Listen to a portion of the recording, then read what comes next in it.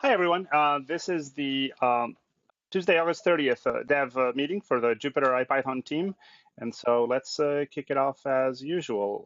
As per the agenda, Jamie, I think you're listed up first. So anything that you want to bring up to the group's attention that's not on the notes or that you want to highlight, go for it. Let's see. I spent a great week, a couple days down in San Luis Obispo last week working with Carol and Anna and the interns. Hey, Brian. Learning more about the documentation process and, just the nuts and bolts of how we build docs. It was an incredibly useful session. So thanks so much, Carol, and thanks so much, Anna, for your hospitality. Hi, Kyle. And so this week will just be spent following up on some of the things we talked about here, kind of building more muscle memory and doing, working with GitHub, etc. That's about it. As from that discussion, and we can talk about this later, but it seemed like the getting more team knowledge about the documentation activities would be very useful, at least for me and for some of us. So, Carol, when we get to you, maybe you can give us some tips and pointers on that. Because from what I heard, that session was very useful, and I actually suspect that quite a few of us are not completely up to speed on all of the work that has happened in that front. And I was sort of wondering how we can make sure that knowledge kind of percolates better across the team. But I think up next we have Jamie. Was that it? Yep, that's it. Thanks. Cool. Grant left notes that he's away, so I think Carol, we can actually continue with that topic. And anything else that you wanna go over, obviously. Yeah, probably the best resource would be the PyCon posters that summarize sort of where we were, what our flow is. I don't know if Jamie, you have the links handy, but I do not. I can post them later.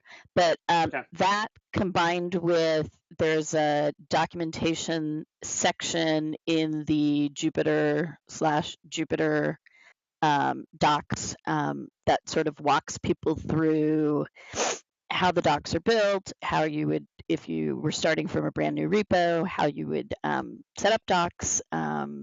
And Jamie kind of took a list of things that we might want to add in her notes to that, but it, I think, covered it actually quite well. So, basically, those would be the two best resources. I mean, we're using Sphinx for most of our documentation and deploying on Read the Docs. Most of the documentation we're now using Conda to build the Sphinx on Read the Docs.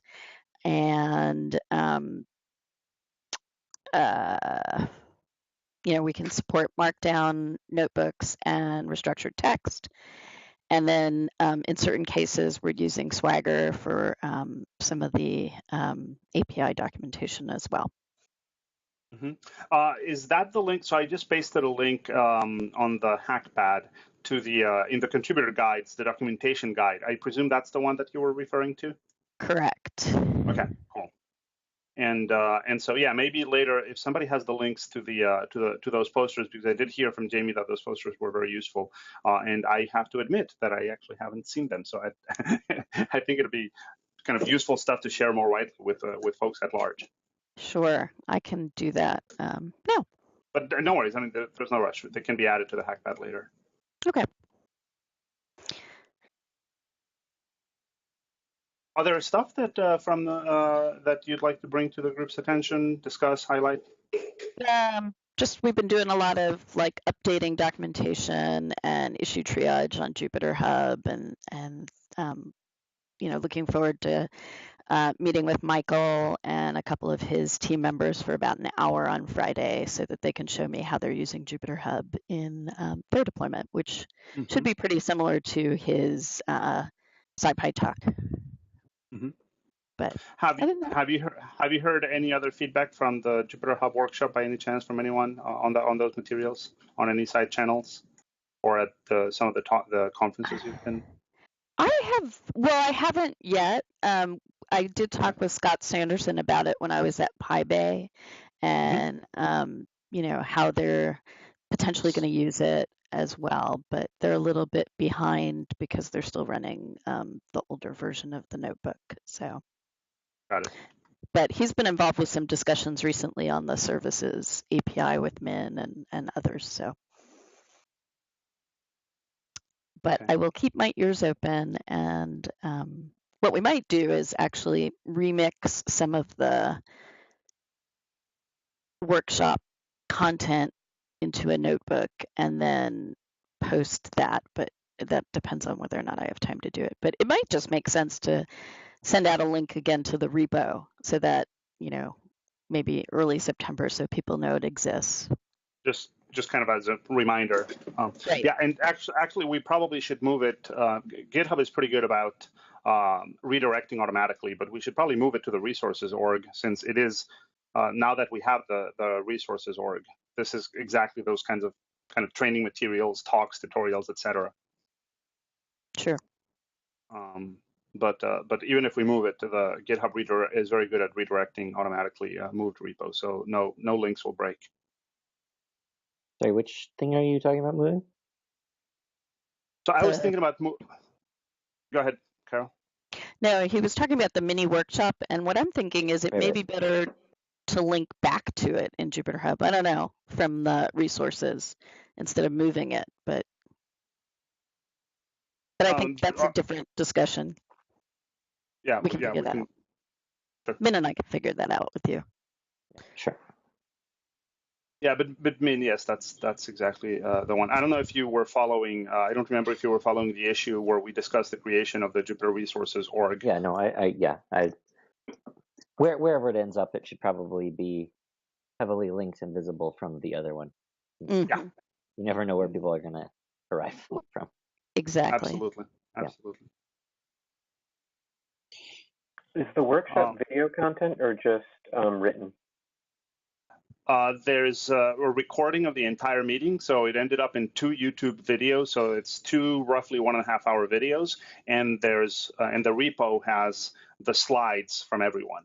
So the repo has a bunch of PDFs, and then there's links to the 2 big YouTube videos back to back.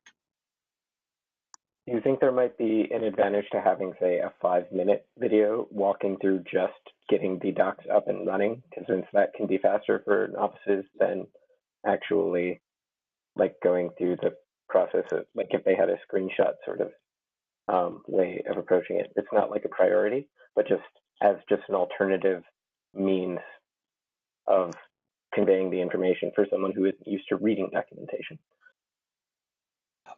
Yeah, I think that we've always talked about the value of having a few short key videos in various places. So I think eventually we can spend some time on that. And I know that you have some interest in that kind of content. Cool. We've never really put the time into it, but having a few short overview videos could be very useful.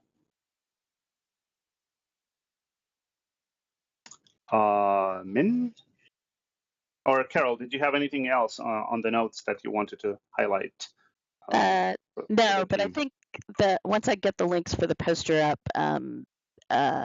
Mike, we may be able to kind of chop up some of the poster and use that to do a quick and dirty web cast of the how to build docs. That sounds perfect. Good. That'd be great, Carol, if you're interested in that. Yeah, that could kind of fulfill that role, and maybe even better than taking the time in a meeting for a presentation, having that so we can post it and reuse it and pass it around. That could be really, really, really useful. Min, I think you're up next. Yeah, the main thing I want to draw people's attention to is Jupyter Client and Trailets both have just a couple tiny PRs in between them, and Jupyter Client and a release, and Trailets and a beta. they should be able to get out this week. Otherwise, I'm working on Jupyter Hub service APIs finally, and that's what I plan to spend most of this week on. Should have fairly complete implementation of that merged, I think, hopefully at the end of this week.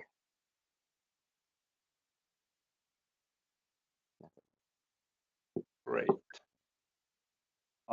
Mike, anything you want to highlight for the team? I've just been trying to go through NB convert stuff, trying to get it ready. It's getting close to 5.0.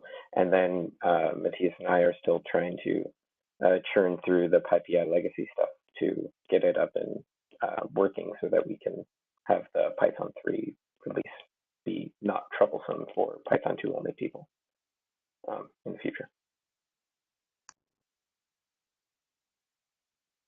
Great, thanks. And actually, there's some discussion there on the hackpad, but that's perfectly all right.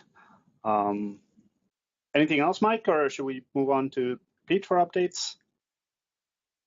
That was all that I had.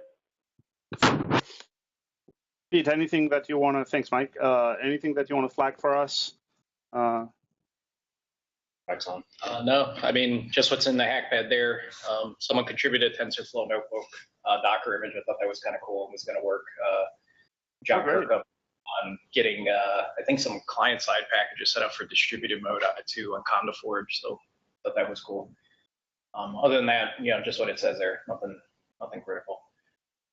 Great. Yeah, and one thing actually about Conda Forge that we recently realized had been added to Conda, but if people aren't familiar with that because it's poorly documented, even Peter Wank wasn't aware of the feature, is that now in Conda you can actually add a channel for more experimental stuff like Conda Forge within a specific Conda env. You have to put the Conda RC file in the Conda env rather than at the top level, but that means that you can, for example, activate Conda Forge only in a specific environment rather than having it apply globally. And that's actually it's not easy to find it in the docs. But that means that adding things like this to a specific end is viable without having the Conda Forge channel affect your stable repos and inadvertently pulling in. Yeah, it's not documented anywhere. In fact, Peter Wang and I were asking for the feature, and someone from Continuum said, "Oh no, actually we did add that recently, but it's not documented." Wow. So do you just put the Conda? Is it .conda RC in the root of the environment? I think that's the case. There is a place I can try to find the issue where I actually begged them to add it to the docs. I actually filed a bug about adding that to the docs, but I think that's it. If I remember correctly, I think you put the .conda RC at the root of the end. Okay, cool. Yeah, we can dig out the link. Yeah, it's super useful because channels like Conda Forge are kind of dangerous to activate globally because they can pull in new versions of stuff and they can easily wreck your normal environments if you do a Conda update. But being able to add them in isolation is really, really fantastic. Yeah, cool. And by the way, I don't think we've met you. Next. Oh yeah. So I'm Eric Dell. I know Brian from SciPy and some PyData things, and some of the other folks on the call. But yeah, I used to work at Brookhaven with Tom Caswell. Cool. Yeah, and moved back to Raleigh, North Carolina, and found a job here at MaxPoint. And turns out that Pete was coming as well. So we got a pretty cool team here now. Great, excellent. Well, welcome to the meeting, and we'd love to have more of you guys around. So that's fantastic. Eric, right? Thanks. Yeah, Eric Dill. Yeah, sorry about that. I forgot we introduced Eric on the Jupyter Lab stand-up one day, not this one. So here's Eric. Okay, welcome. Excellent. Nice meeting you. You all as well. Steve, I think you're up next. Yes, I just posted the link to the heated discussion about third-party extensions for Jupyter Lab. I tried to link to the actual roll-up comment, but Hackpad is not being nice and letting me link directly to an issue comment. But it's the one with 3 major bullets on it. I should probably just move it to the top one at this point. But we're, I think, converging on a solution that will allow us to not have to have a build chain on the user's machine. They won't need to have Node installed to add new packages, but at the same time, not have the same JavaScript loaded twice on the page. So you will have the deduping you would have gotten from running the build, but have that happen in the client. So it makes things a lot easier for the user. It just involves us making a couple plugins up front. Looks like we're going to have to make a plugin for Webpack, which I'm working on right now, and then one for Require.js to make this all happen seamlessly behind the scenes. So if anyone else wants to add their voice to the fervent discussion, I've got the post there. That's it. Cool. No, actually, I wouldn't say it's been heated. I'd say it's been very active, but Yes. I think that the tone has been great, and it seems like it's a tricky problem with lots of sides to it, and lots of kind of delicate counterbalancing compromises, and it seems like you guys are working well on it. But I do have a question. The client-side dedupe, does that happen at runtime, or is that a client-side installation step that the user will have to do? I just haven't followed all the details. It turn out to be a custom Require.js loader, so it will get the prefix, whatever we call it, exclamation point, which will tell it to load using our loader. So we just provide a load function that looks to see, based on the semver string in that load path string, if we the best module to hand back based on the ones that are loaded on the page already. So it's just an indirection to allow us to only give back one thing, and that is the best module. Okay, so basically the dupes are all available, but the loader intercepts and returns only one. So it's kind of lazy deduping rather than the build time dedupe. Right. Did I understand that correctly? Yes. Okay. Yeah. So basically, we shifted that whole dedupe step from the server to the client to avoid having to run Node on the server machine, or in this case, the user's machine. Yeah, got it. But still have on the horizon the ability to explicitly have a build step, so you are deduping on the server. So you have, if you want, that enhanced capability of not loading a bunch of stuff onto the page that you're not going to use. Yeah, because I imagine that load could add to the initial latency over a slow connection, right? If your server is remote. If your server is remote, you may actually notice that extra load time at startup. Correct. Yeah, so the balance there is that somebody that wants to stand up a server and host particular instances of Jupyter Lab applications can use Node to pre-dedupe whatever bundle they're going to serve to all their clients. Exactly. But that would necessarily require Node. But for the average user that's just running on localhost, it won't matter. Yeah. Seems, I mean, given the constraints, it seems like a sensible compromise. Yeah. Steve, could you post the summary at the very top of that issue? I created a new section for sort of the current summary. Yep, I'll do that now. That'd be great. Yeah, for these long and complicated issues, often it's a good idea to then at the end go back and edit the issue description at the top and just sort of add whatever came out as resolution, just slap it at the bottom of the issue description, and that it makes it easy to find once they get closed and sorted out.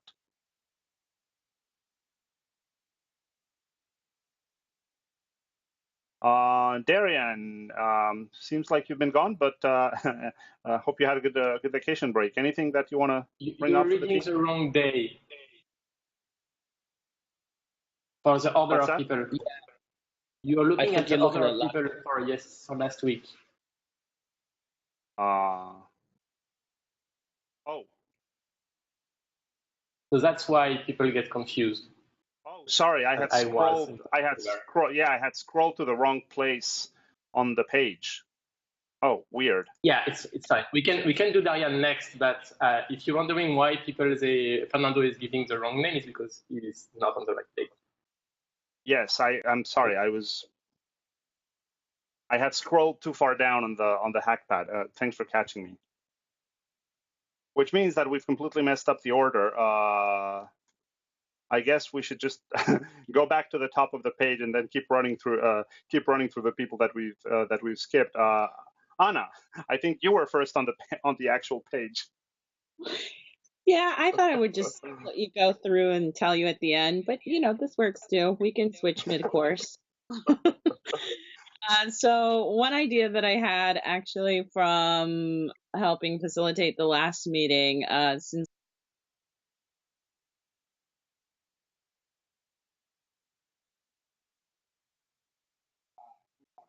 We may have lost her.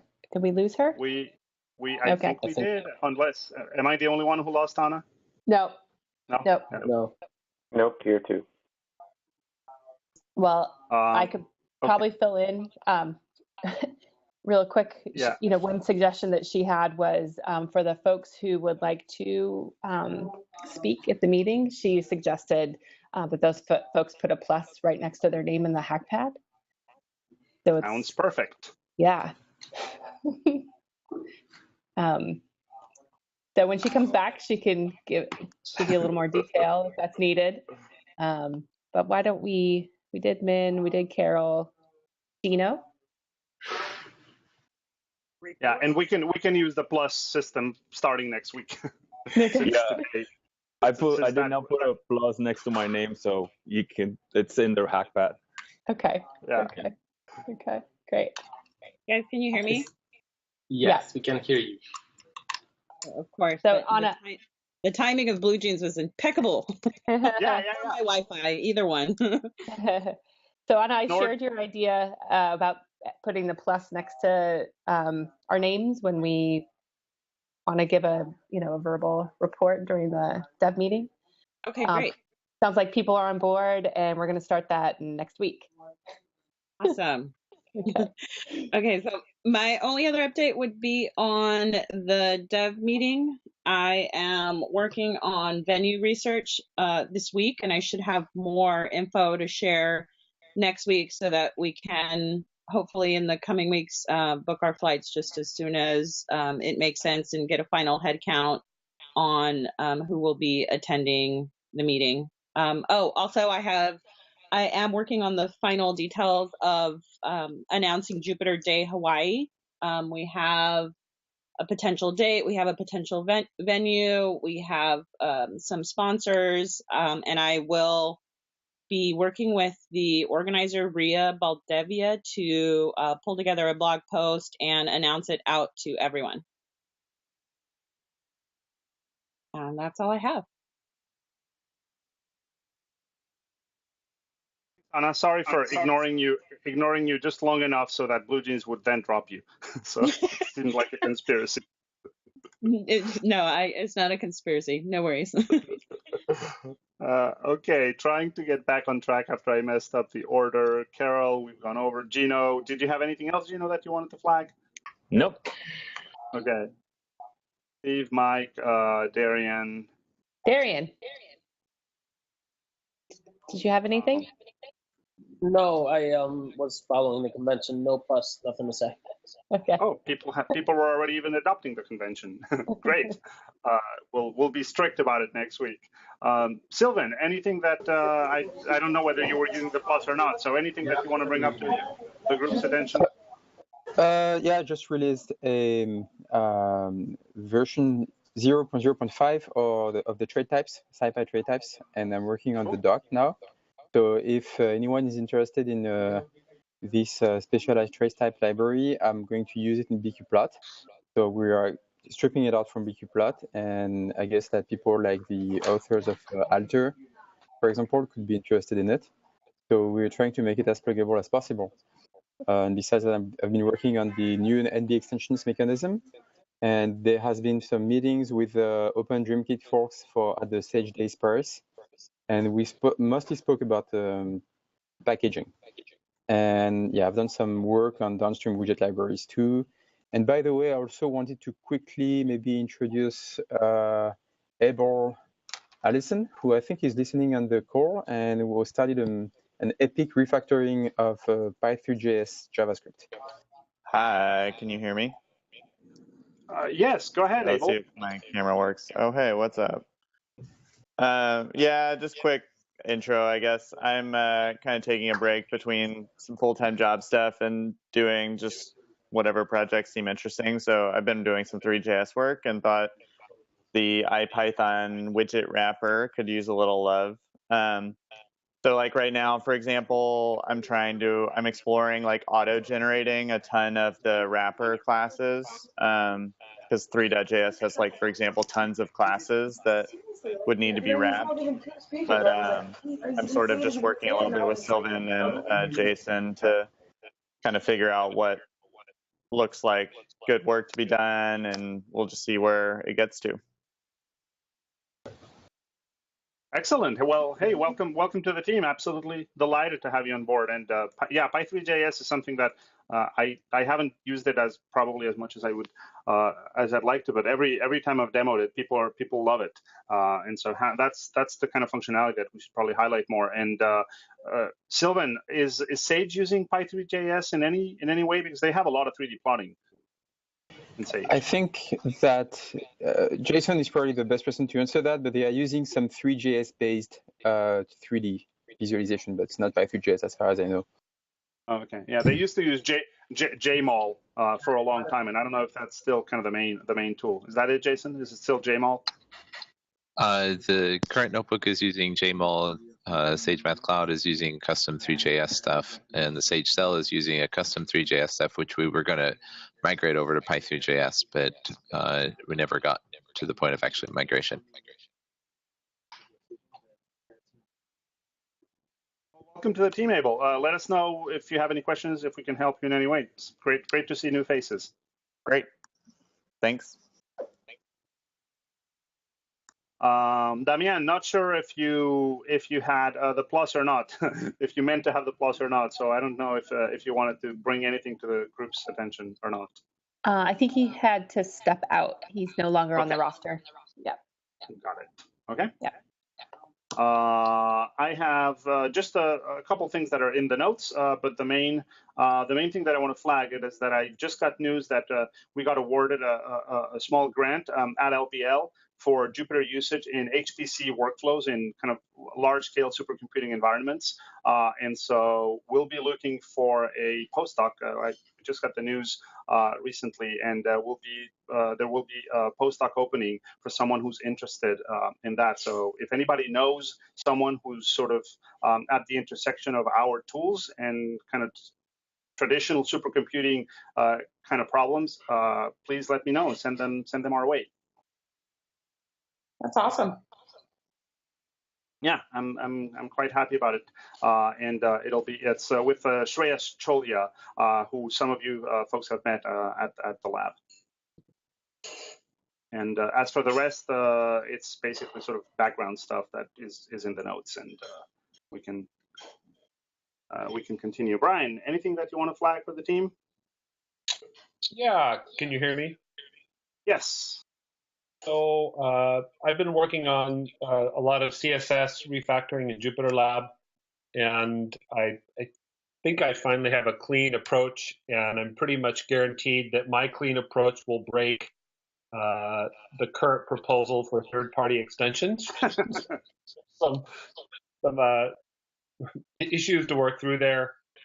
Just to emphasize to everyone, right now I'm adopting less, but using the sort of very minimal aspects of it to help get our CSS organized.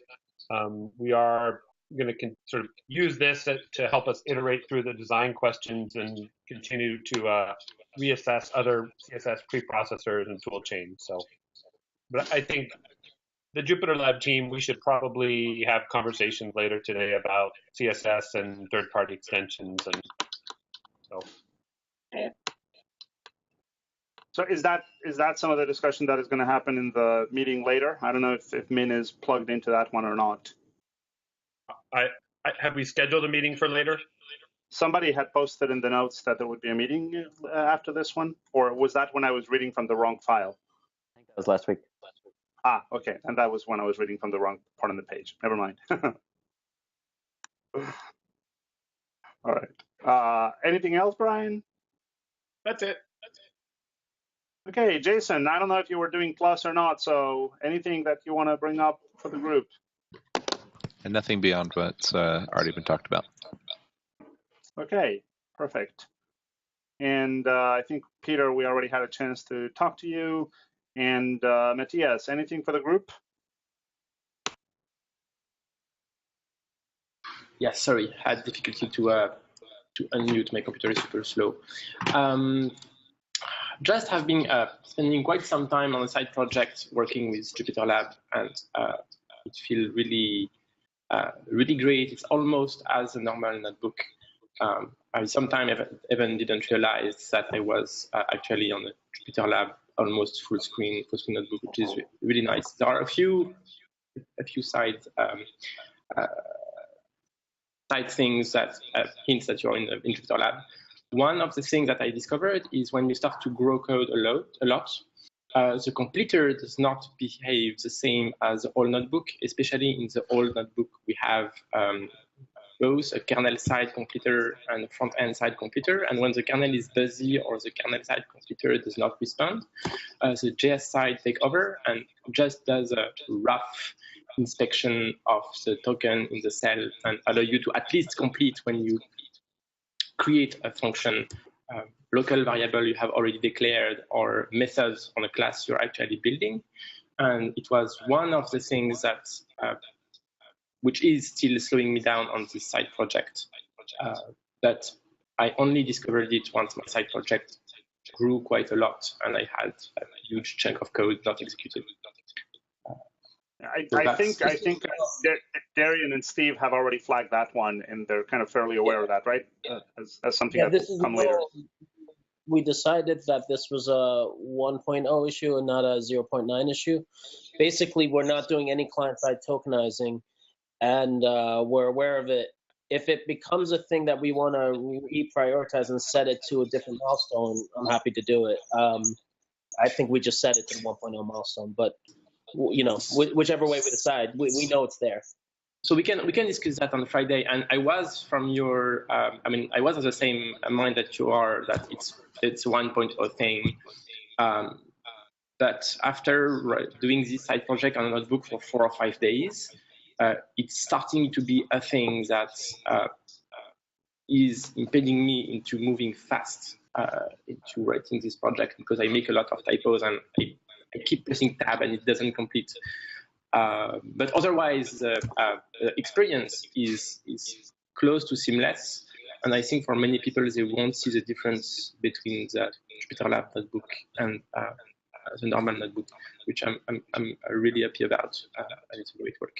And the other things is that I will be giving a Jupyter talk in Merced in a couple of weeks. And I will try to see if it's open to the public and if it will be recorded. I'll post some news later. Cool. Thanks, Matthias. And I think we're kind of coming towards the end. There's a note from the Cal Poly students who have no internet, so people can read it on the notes. And then very useful upcoming release activity. So things that are kind of coming off the oven in this week: Jupyter Client 4.4, Tradelets 4.3, and trade types on Incubator. And anyone who has anything that we missed, that kind of the last call pass before we stop the recording? All right, then we can wrap it up as usual. We don't need to make these any longer than they need to. So thanks everyone, and we'll see you folks on GitHub and the mailing list and et cetera, and Gitter. Bye everybody.